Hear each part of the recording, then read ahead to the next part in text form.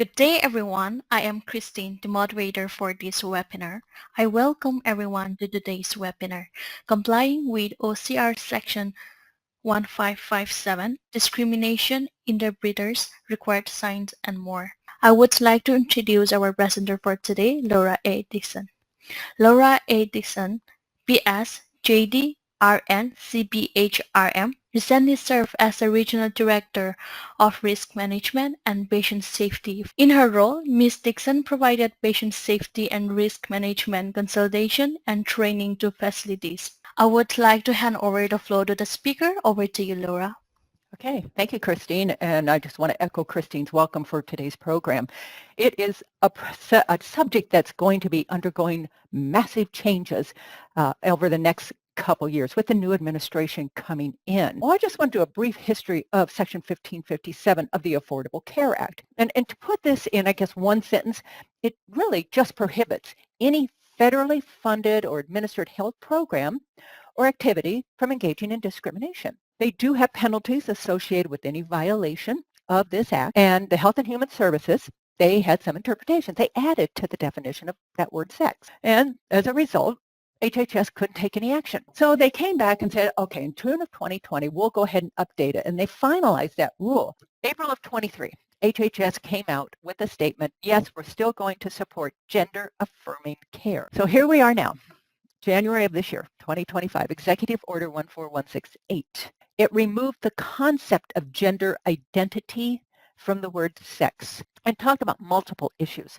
It wasn't just one. Under disability, that's a physical or mental impairment that limits one or more of their major life activity. Changed the term from handicap to disability, persons with disability. Other highlights that came out, they talked about a qualified interpreter, and here it talks about reproductive health. This went into effect of June of last year. It prohibits the use or disclosure of information by a provider. The care is lawful where it's being provided and under the circumstances it's being provided. Other examples where you can disclose it when you have to defend yourself. So let's move on to Office of Civil Rights, 1557 of the Affordable Care Act. And bluntly, again, it's non-discrimination. It prohibits discrimination based upon those protected classes. It extends protection to those who participate in any of those programs, anybody who provides care, whether it's your skilled nursing facility, a clinic, a rehab center, or a hospital. Surprisingly, it does not apply to insurance companies. It's a hospital entity where you provide services. Under this rule, we can't force a provider to do an abortion if it's against their prohibited religious beliefs. Many provisions in Section 1557 really follow along with the patient rights sections in the conditions of participation for Appendix A. And again, it includes hospitals and nursing homes. What they're trying to do is make sure all Americans have access to quality and affordable health care. Telehealth activities, they have to be accessible to folks with limited English proficiency or disability. In other words, if they are hearing impaired. Okay, so here is, again, the area of some really hot topics. It does include, but not limited, discrimination based upon that individual sex and pregnancy and any related condition.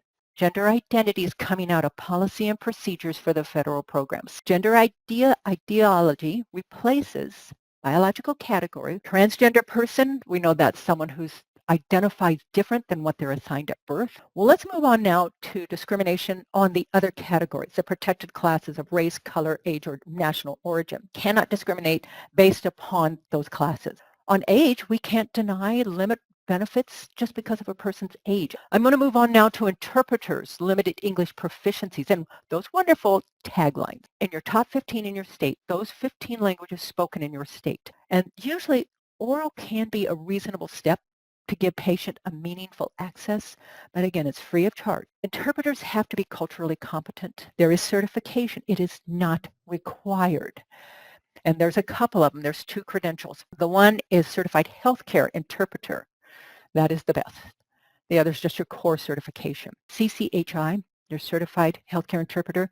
There is a website, and then just some others, Certified Medical Interpreter, Qualified Interpreter. Interpreters, that is your oral language. That is a professional association to advance this translation. I do want to talk about the Language Access Plan.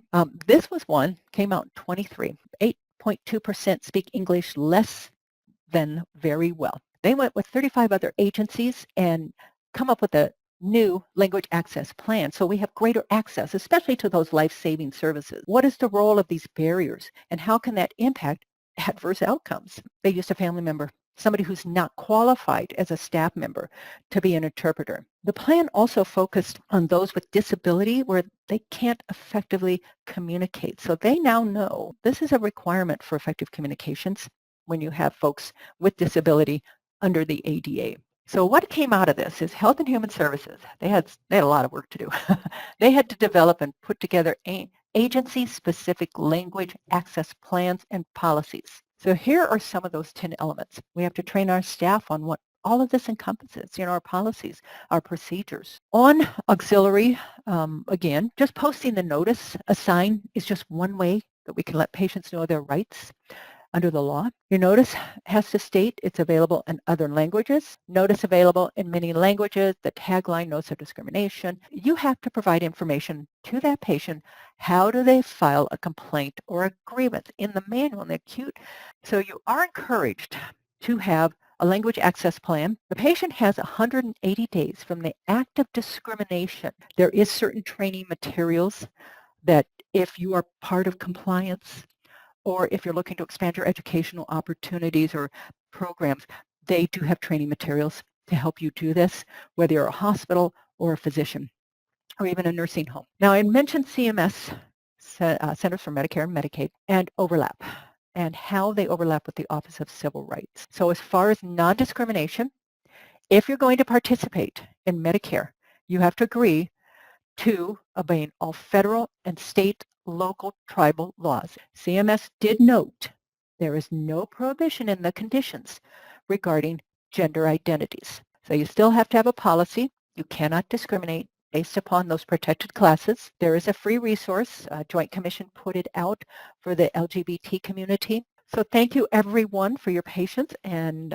your time. And thank you, Christine, for helping me with this program. Thank you, Laura. That concludes the session for today. Thank you everyone for participating. You may all disconnect now and have a wonderful day.